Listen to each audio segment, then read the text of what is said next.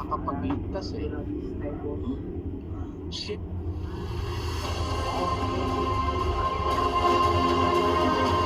Bakit Biyernes Santo?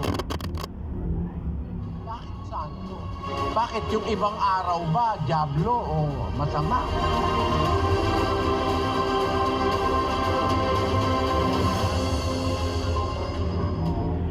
Wala sa Biblia yung Huwebes Santo, Biyernes Santo. Unang-una, hindi naman namatay si Kristo ng Biyernes. Namatay siya Miyerkules ng hapon. Kung pag-aaralan mo ang Biblia. Maling paniniwala na sabihin mo si Kristo, namatay ng Biyernes ng hapon.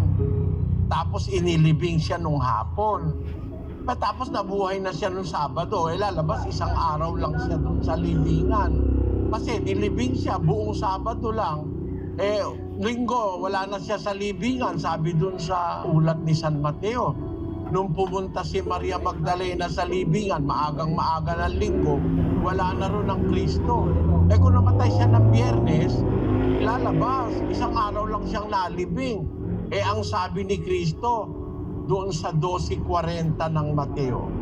Sapagkat kung paano si Jonas ay napasatya ng isang malaking isda na 3 araw at 3 gabi, ay gayon ding mapapasa ilalim ng lupa na 3 araw at 3 gabi ang anak ng tao. Panginoon Kristo hindi nagsisinungaling kahit kailan. Sabi niya kung paano si Jonas nandoon sa tiyan ng isdang malaki na nagdala sa kanya sa Ninive. Ganon din ang wika, si Kristo mapapasa ilalim ng lupa 3 araw at 3 gabi. Kung namatay siya ng Biyernes, kaya nga Biyernes Santo ang tawag ng Katoliko, wala na siya nung linggo, lalabas isang araw lang siya at isang gabi sa libingan. 3 araw at 3 gabi ang sabi niya, mapapasa ilalim siya ng lupa. Kaya mali yung paniniwala na si Kristo'y namatay ng Biyernes. Hindi po totoo yon. Hindi siya namatay ng Biyernes. Bakit Biyernes Santo? Bakit Santo? Bakit yung ibang araw ba, diablo o masama? Bakit Biyernes Santo? At saka sa loob ng isang taon, para bang isang linggo lang ang santo o ang banal na araw sa buhay natin. Ang nangyayari sa maraming tao wala ngang santo Walang santo sa araw-araw Bakit? Araw-araw may patayan, araw-araw may lasingan, araw-araw may holdapan, araw-araw may katiwali ang nangyayari. Tama ang sabi ni Pablo na ang mga araw ay masasama para sa taong hindi sumusunod sa Diyos. May mga araw na masasama sa mundong ito. Kaya pagka sumusunod ka, ang utos ng Diyos ganito sa 5:16 ng Efeso, Na inyong samantalahin ang panahon sapagkat ang mga araw ay masasama. sa mundong ito, merong mga araw na masasamang talagang masasama. Halos araw-araw. Kaya ang utos ng Diyos sa mga Kristiyano, doon sa unang Pedro, Kapitulo 3, versikulo 10, Sapagkat ang magnais umibig sa buhay at makakita ng mabubuting araw ay magpigil ng kanyang dila sa masama at ang kanyang mga labi ay huwag magsalita ng daya. ang sabi sa English dyan, kapatid na Daniel, For he that will love life and see good days, let him refrain his tongue from evil, and his lips that they speak no guile. he that will love life and see good days. Kasi sa mundong ito, ang mga araw na nakikita natin masasama. Puro araw-araw na lang mayroong mga bagay na nangyayaring masasama. Kaya lang nagiging mabuting araw pag ikaw ay nasasakop ng Diyos. Yung nasa awit, Sapagkat isang araw sa iyong mga looban ay mabuti kaysa 1,000. Aking minagaling na maging tagatanod pinto sa bahay ng aking Diyos kaysa tumahan sa mga tolda ng kasamaan. Alang mabuti ang araw kung nasa ilalim ka ng kapangyarihan ng Diyos. Ang isang araw sa iyong looban, sa looban ng jurisdiksyon o pagkukup ng Diyos, mabuti kaysa 1,000 araw. 1,000 araw, ano yun eh? Kulang 3 taon yun eh. 1,000 araw, walang kwenta yun kung wala ka sa looban ng Diyos. Pero yung isang araw sa looban ng Diyos, mabuti yun kaysa sa 1,000. Ibig sabihin, sa mundong ito, talagang maraming araw na masasama na makikita ka. Kaya kung gusto mong makakita ng mabubuting araw, sabi ng Biblia, magpigil ka sa masama.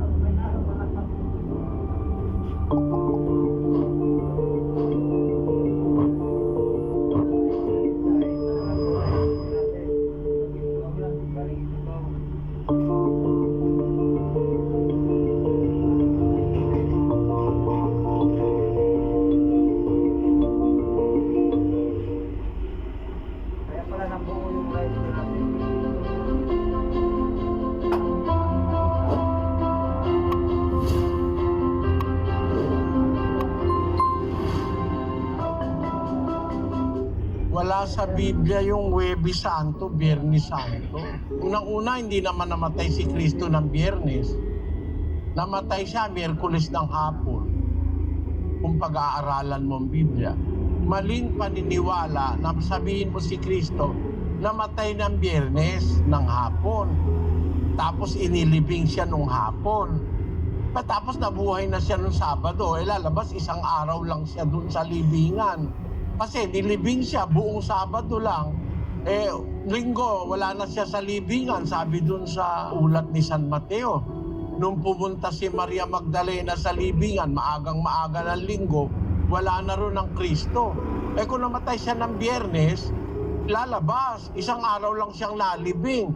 Ang sabi ni Kristo, doon sa 12:40 ng Mateo, Sapagkat kung paanong si Jonas ay napasatya ng isang malaking isda na 3 araw at 3 gabi, ay gayon ding mapapasa ilalim ng lupa na 3 araw at 3 gabi ang anak ng tao. Panginoon Kristo hindi nagsisinungaling kahit kailan. Sabi niya kung paanong si Jonas nandoon sa tiyan ng isdang malaki na nagdala sa kanya sa Ninibe. Ganon din ang wika, si Kristo mapapasa ilalim ng lupa 3 araw at 3 gabi. Kung namatay siya ng Biyernes, kaya nga Biyernes Santo ang tawag ng Katoliko, wala na siya nung linggo, lalabas 1 araw lang siya at 1 gabi sa libingan. 3 araw at 3 gabi ang sabi niya, mapapasa ilalim siya ng lupa. Kaya mali yung paniniwala na si Kristo'y namatay ng Biyernes. Hindi po totoo yun. Hindi siya namatay ng Biyernes. Bakit Biyernes Santo? Bakit Santo? Bakit yung ibang araw ba, diablo o masama? Bakit Biyernes Santo? At saka sa loob ng 1 taon, para bang 1 linggo lang ang santo o ang banal na araw sa buhay natin. Ang nangyayari sa maraming tao wala ngang santo Walang santo sa araw-araw Bakit? Araw-araw may patayan, araw-araw may lasingan, araw-araw may holdapan, araw-araw may katiwali ang nangyayari. Tama ang sabi ni Pablo na ang mga araw ay masasama. Para sa taong hindi sumusunod sa Diyos, may mga araw na masasama sa mundong ito.